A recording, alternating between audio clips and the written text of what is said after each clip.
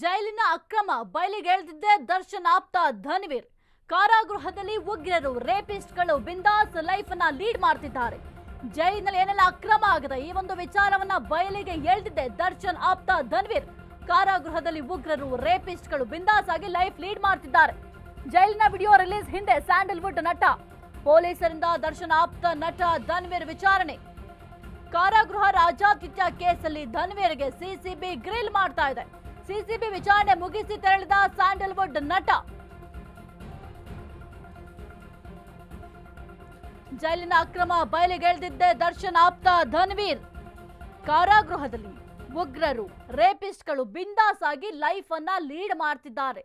ಆ ಒಂದು ವಿಡಿಯೋ ಈಗ ಸೋಷಿಯಲ್ ಮೀಡಿಯಾದಲ್ಲಿ ಎಲ್ಲೆಡೆ ವೈರಲ್ ಕೂಡ ಆಗ್ತಾ ಇದೆ.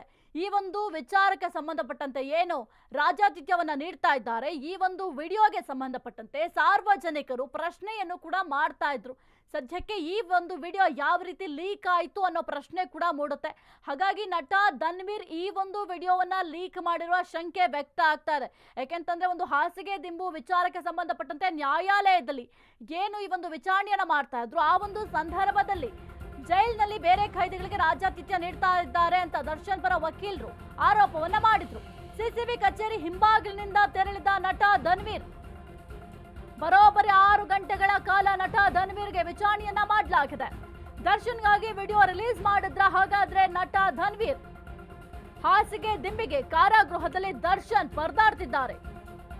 ಬೆನ್ನು ನೋವು ಅಂತ ಅಂದ್ರೂ ಕೂಡ ಕನಿಷ್ಠ ಸೌಲಭ್ಯ ಕೂಡ ನೀಡಿಲ್ಲ. ಕಠಿಣ ಕ್ರಮ ಕೈಗೊಂಡಿದ್ದೇವೆ ಎಂದಿದ್ದ ಅಧಿಕಾರಿಗಳು.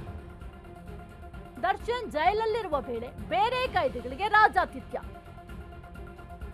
ನವೆಂಬರ್ನ ಜೈಲಿನ ಅಕ್ರಮದ ವಿಡಿಯೋವನ್ನ ರಿಲೀಸ್ ಮಾಡಿದ್ದಾರೆ. ವಿಡಿಯೋ ಬಿಡುಗಡೆ ಸಂಬಂಧ ನಟ ಧನ್ವೀರ್ ವಿಚಾರಣೆಯನ್ನ ಮಾಡಲಾಗಿದೆ. ಸಿಸಿಬಿ ಕಚೇರಿ ಹಿಂಬಾಗಿಲಿನಿಂದ ನಟ ಧನ್ವೀರ್ ಹೋಗಿದ್ದಾರೆ. ಬರೋಬ್ಬರಿ 6 ಗಂಟೆಗಳ ಕಾಲ ನಟ ಧನ್ವೀರ್ ಅವರ ವಿಚಾರಣೆಯನ್ನ ಮಾಡಲಾಗಿದೆ. ಇದರ ಕುರಿತು ಹೆಚ್ಚಿನ ಮಾಹಿತಿ ನೀಡಿದ ನಮ್ಮ ಪ್ರತಿನಿಧಿ ಅಭಿಷೇಕ್ ಜೈಶಂಕರ್, ಬರೋಬ್ಬರಿ 6 ಗಂಟೆಗಳ ಕಾಲ ಧನ್ವೀರ್ ಅವರ ವಿಚಾರಣೆಯನ್ನ ಮಾಡಲಾಗಿದೆ. ಈ ಒಂದು ವಿಚಾರಣೆಯ ಸಂದರ್ಭದಲ್ಲಿ ಏನೆಲ್ಲ ಅವರು ಮಾಹಿತಿಯನ್ನ ಹಂಚಿಕೊಂಡಿರಬಹುದು, ಜೊತೆಗೆ ಈಗ ಧನ್ವೀರ್ ಮೊಬೈಲ್ ಅವರನ್ನ ರಿಟ್ರೀವ್ ಕೂಡ ಮಾಡ್ಲಿಕ್ಕೆ ಪ್ರಯತ್ನವನ್ನ ಪಡ್ತಾ ಇದ್ದಾರೆ. ಯಾಕಂದ್ರೆ ಐಫೋನ್ ಕೂಡ ಆಗಿರೋದ್ರಿಂದ ಬಹಳ ಕಷ್ಟ ಆಗುತ್ತೆ. ಸದ್ಯಕ್ಕೆ ಏನೆಲ್ಲ ಅಪ್ಡೇಟ್ಸ್ ಸಿಗ್ತಾ ಇದೆ ಈ ಒಂದು ವಿಚಾರಕ್ಕೆ ಸಂಬಂಧಪಟ್ಟಂತೆ? ಈಗಾಗಲೇ ಏನು ಮೊಬೈಲ್ಗಳನ್ನ FSL ಗೆ ಕಳಿಸಲಾಗಿದೆ. FSL ನಲ್ಲಿ ರಿಪೋರ್ಟ್ ಬಂದ ಬಳಿಕ ಎಕ್ಸಾಕ್ಟ್ ಆಗಿ ಈತ ಕಳಿಸೋದನ್ನ ಇಲ್ವಾ ಅನ್ನುವಂತಹ ಒಂದು ಇದು ಕೂಡ ಗೊತ್ತಾಗಲಿದೆ. ಮೊಬೈಲ್ FSL ನಲ್ಲಿ ಆಗದೇ ಇದ್ದಂತಹ ಪಕ್ಷದಲ್ಲಿ ಅದನ್ನ ಬೇರೆ ಕಡೆ ಅಂದ್ರೆ ಹೊರ ರಾಜ್ಯಕ್ಕೂ ಕೂಡ ಕಳಿಸಲಾಗುತ್ತೆ. ಹೀಗಾಗಿ ಸದ್ಯ ಆತನ ಮೊಬೈಲ್ ಅನ್ನ ವಶಕ್ಕೆ ಪಡೆದುಕೊಂಡಿರುವಂತಹ ಸಿಸಿಬಿ ಅಧಿಕಾರಿಗಳು ಉಳಿದಂತಹ ಯಾರ್ಯಾರಿಗೆ ಬೇಸಿಕ್ ಆಗಿ CDR ರಿಪೋರ್ಟ್ ಗಳನ್ನ ತೆಗೆದುಕೊಳ್ತಾರೆ. ಅಂದ್ರೆ ಯಾರ್ಯಾರಿಗೆ ಕರೆಯನ್ನ ಮಾಡಿದ್ದಾರೆ ಅನ್ನುವಂತಹ ಒಂದು ವಿಚಾರಗಳನ್ನ CDR ರಿಪೋರ್ಟ್ ಸಿಕ್ಕಿ ಕಲೆ ಹಾಕುವಂತಹ ಒಂದು ಕೆಲಸಗಳನ್ನು ಕೂಡ ಮಾಡಿದ್ದಾರೆ. ಆದ್ರೆ ಬಹುತೇಕ ಈ ರೀತಿಯಾದಂತಹ ಒಂದು ಕೆಲಸಗಳನ್ನ ಮಾಡುವಂತಹ ಸಂದರ್ಭದಲ್ಲಿ ವಾಟ್ಸ್ಆಪ್ ಮುಖಾಂತರ ಕರೆಯನ್ನ ಮಾಡ್ತಾರೆ. ಹೀಗಾಗಿ ಯಾವುದೇ ರೀತಿಯಾದಂತಹ ಡಾಟಾಗಳು ಪೊಲೀಸರಿಗೆ ಸಿಗೋದಿಲ್ಲ. CDR ಆದ್ರೆ ಅವ್ರು ಯಾರ್ಯಾರಿಗೆ ಇದ್ ಮಾಡಿದ್ರು ಮತ್ತೆ ಎಲ್ಲಿದ್ರು ಎಕ್ಸಾಕ್ಟ್ ಲೊಕೇಶನ್ ಎಲ್ಲಿತ್ತು ಅದೆಲ್ಲ ಪತ್ತೆ ಹಚ್ಚಬಹುದಾಗಿತ್ತು. ಆದ್ರೆ ವಾಟ್ಸ್ಆಪ್ ಆಗಿರುವಂತಹ ಕಾರಣದಿಂದಾಗಿ ಅದನ್ನ ಸದ್ಯದ ಮಟ್ಟಿಗೆ ಸಿಸಿಬಿ ಅಧಿಕಾರಿಗಳಿಂದ ಪತ್ತೆ ಹಚ್ಚೋದಕ್ಕೆ ಸಾಧ್ಯವಾಗೋದಿಲ್ಲ.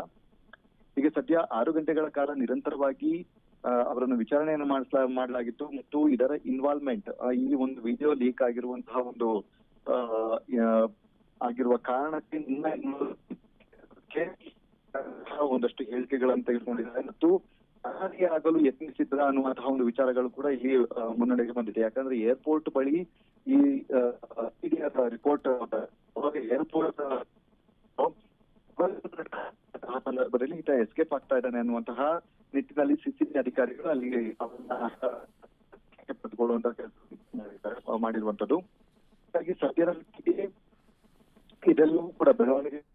ಓಕೆ ಥ್ಯಾಂಕ್ ಯು ಅಭಿಷೇಕ್ ನಿಮ್ಮೆಲ್ಲ ಮಾಹಿತಿಗಾಗಿ.